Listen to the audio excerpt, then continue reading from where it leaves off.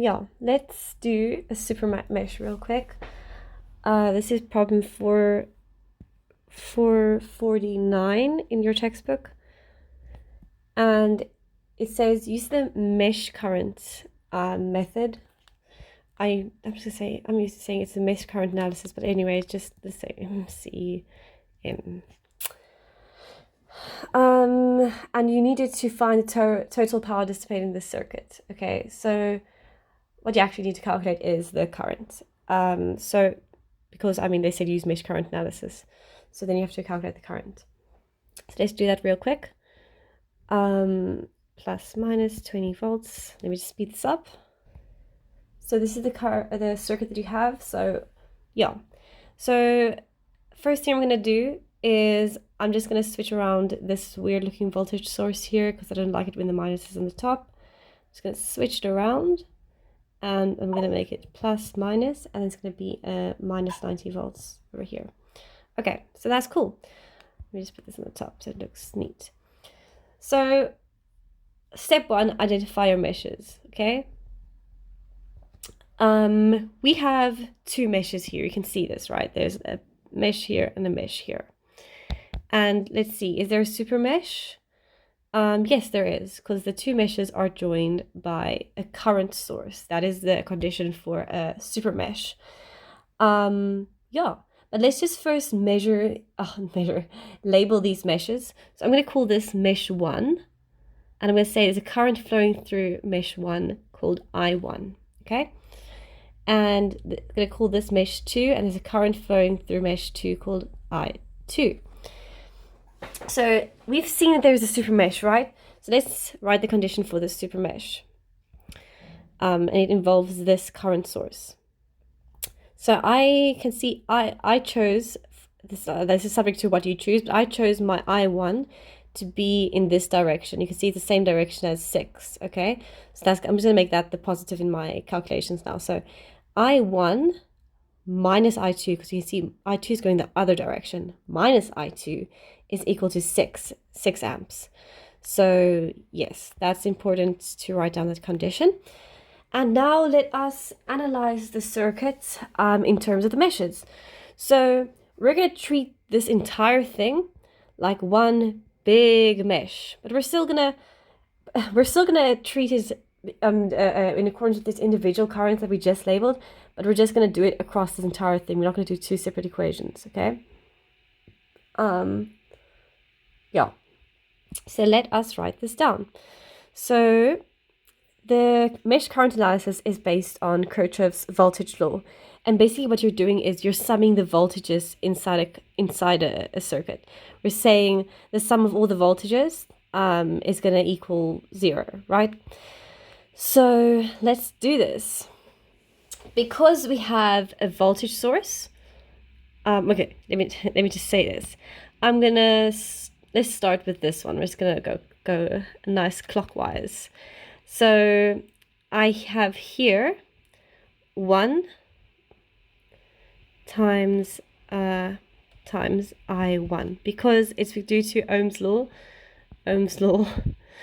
and that just says that V is equal to IR, right? So that's basically what I'm doing for each thing. There's going to be voltage across it, and I'm just calculating the voltage across each one. So 1 times I1 plus whatever this is, but you can see here the current, or not the current, but yeah, since the current is entering the negative side, I'm going to make this a minus 20. So let's say minus 20. And so we've done that one, we've done this one. Now let's move on to this one.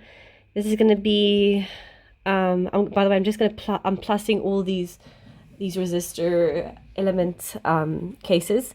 It's just when I have a voltage source, I'm going to decide, is it going to be a plus or a minus? It just depends on which side the current enters, right?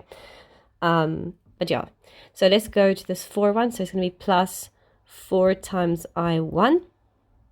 And then we're going to go, because we're just like kind of ignoring this exists, we're going to go over to the 9 ohm thing. And it's going to be 9 times I2. And then we're going to go over to this one, plus, because it's entering the positive side as I drew it, plus minus 90. I mean, it didn't really matter if I redrew it like this, right? If it was still like this, you could have just immediately said it's minus 90. But yeah, just being a spris and doing this. And then let's do this one now. It's going to be plus 6 times I2 is equal to 0. That's going to be our second equation. So let us simplify this. It's going to be, I'm just going to see, that's my I1. Okay, so it's going to be 5I1 plus 15I2 is going to equal to 110. Yeah, it's 110. So this is this equation just simplified, and then we also have this equation, right, that we just did, which is I1 minus I2 is equal to 6. You just solve for simultaneous equations, and then you have your values for I1 and I2. So you're going to end up with the values of I1 is equal to 10 amps, and I2 is equal to 4 amps. So that's cool. But that's not what they asked. They asked to use the mesh current analysis, basically use the values you find for I1 and I2 to find the total power dissipated in the circuit. So yeah. So to find the total power dissipated, it basically means find the sum of the power dissipated by each individual resistance, right? So let's do it. We have 4 resistors in this case. We have these 4, okay?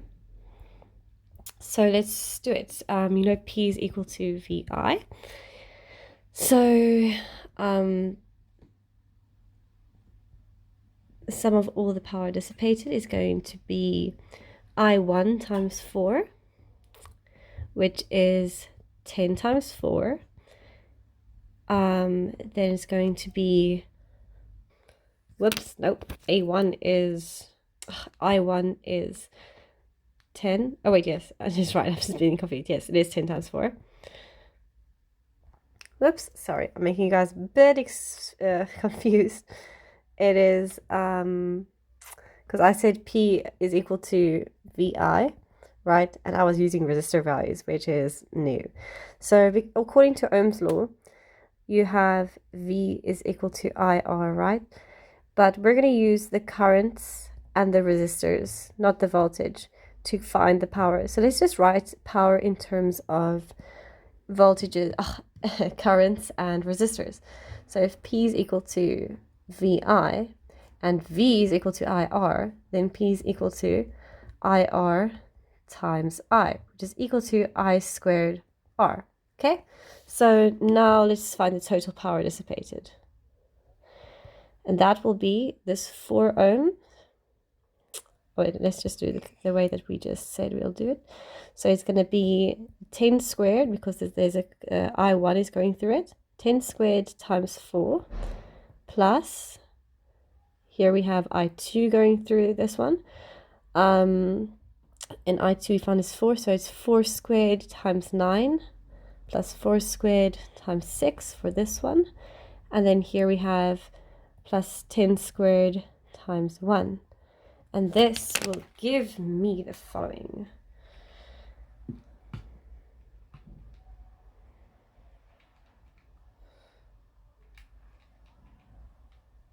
It will give me 740 watts, which is the total power dissipated. But then you have to say at the end, dissipated. Okay, so that is the answer. Cool.